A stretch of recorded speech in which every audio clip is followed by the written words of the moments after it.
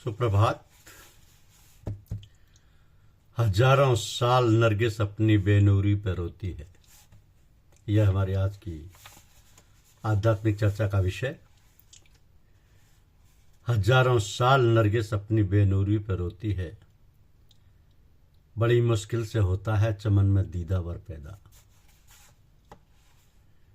एक ब्रह्म ऋषि गृहस्थ संत लालाजी महाराज रामचंद्र जी का आप सभी ने नाम सुना है। उनके लिए कहा गया कि शताब्दियां हरा हरा कर निकल जाती हैं, किसी राम किसी कृष्ण की प्रतीक्षा में रहती है माँ पृथ्वी। एक समय था जब भारत में राम कृष्ण परमहंस, श्री अरविंद, महर्षि रमन और महात्मा रामचंद्र जी जैसे महान साधक एक ही समय अवतरित हुए थे। तो 18वीं 19वीं शताब्दी में ये प्रभु का अनुग्रह होता है अपने जन पर। पराधीन भारत तो बेड़ियों में जकड़ा था, राजनीतिक रूप से विपन्न, धार्मिक रूप से दिशाहीन, सामाजिक सांस्कृतिक रूप से परमुखापेक्षी। तो भक्ति धारा की जगह रीतिकालीन धारा का कुंठित, गलित श्रृंगार रूप कविताओं में प्रवाहित हो रहा था। निरंकुश शासक, राजा, नवाब और जागीरदार अपनी प्रजा पर जुल्म कर रहे थे और अंग्रेज सभी भारतीयों पर। तो दीनहीन देश और देशज दिशाहारा था। भोगांव की 500 बीघा जमीन के मालिक के पुत्र 10 रुपए महीने में एक लड़की कर रहे थे, फतेहगढ़ जिला फर्रुखाबाद में। तो ईश्वर का प्राकट्य कभी कारागारों में होता है, कभी महलों में होता है। ईश्वर जब नर तन धारण करता है तब उसकी नियति में सपत्नीक वनवास भी लिखा होता है। तो हरि के समान हरि के प्यारों को भी भयंकर कष्ट और यातना सहनी पड़ती है। ये सब परहितार्थ संत जन एक हाथ में आग, जिसको आप इल्लत, जिल्लत और किल्लत कह सकते हैं, और दूसरे हाथ में दुनिया के दावानल को बुझाने, जिसके लिए प्रेम, करुणा और मानवीय मूल्यों का गंगाजल चाहिए, उसे लिए रहते हैं। तो लाला जी ने यही किया। धर्म और कर्म कांड से ऊपर हमारे चरित नायक रामचंद्र जी महाराज को ब्रह्म विद्या के मालिक गुरु मौलाना फजल अहमद खां साहब ने अपना लिया, जिन्हें वे लाड़ से पुत्तूलाल कहते थे। तो अपनी बेगवती अध्यात्म धारा से महात्मा रामचंद्र जी ने पूरे भारत ही नहीं, पूरे विश्व की रगों में नई चेतना का संचार कर दिया।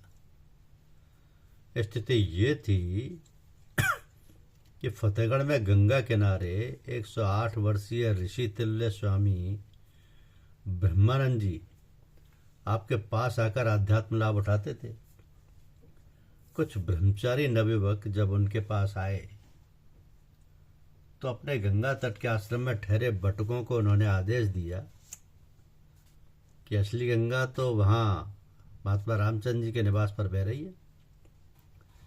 बटुक गए और लालाजी महाराज की तवज्जो यानी शक्तिपात की गंगा में नहाने लगे। लालाजी एक गुप्त संत थे, किसी तरह की ऐशना उनमें नहीं थी। अपने गुरु द्वारा प्रदत्त ब्रह्म विद्या का प्रचार अहेतुक प्रेम से वे करते थे। वे चमत्कारहीन चमत्कार पुरुष थे। उनके पास बैठकर संसार से सताए हुए जीवों को परम विश्रांति मिलती थी। तो हरि अनंत के समान संत की कथा भी अनंत है। आक्रांताओं द्वारा दलित इस देश की अंतरात्मा में प्रवेश कर अपने अनुयायियों को इस ब्रह्मऋषि गृहस्थ संत ने मालिक की अखंड ज्योति का साक्षात्कार कराया। वे कहते थे कि मेरे गुजरने के बाद दुनिया सब भूल जाए कि कभी रामचंद्र नाम का कोई फकीर भी यहाँ था। तो लाला जी पर हजारों ग्रंथ लिखकर उन्हें समझाया नहीं जा सकता।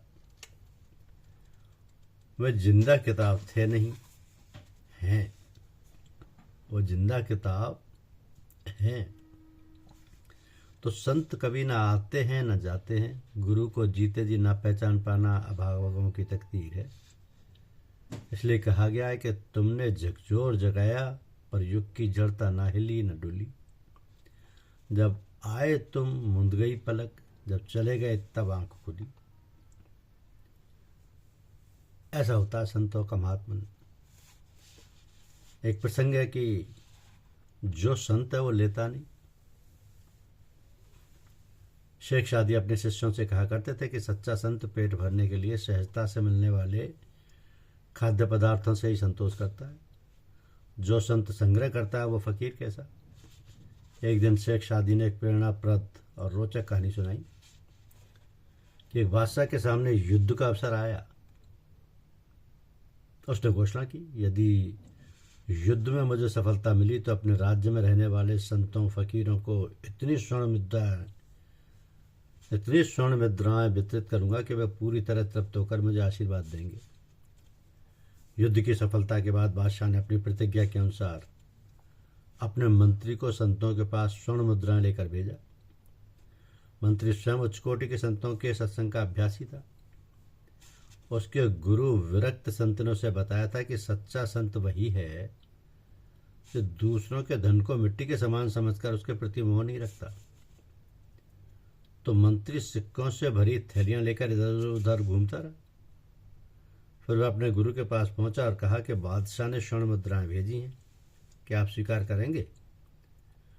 गुरु ने कहा, क्या मेरी शिक्षा से यह नहीं जान पाया कि सच्चा संत दूसरे के धन को छूना भी गुनाह मानता है।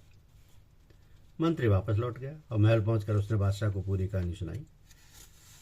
बादशाह ने कहा, तू जानता नहीं कि हमारे राज्य में कई 100 तपस्वी संत रहते हैं।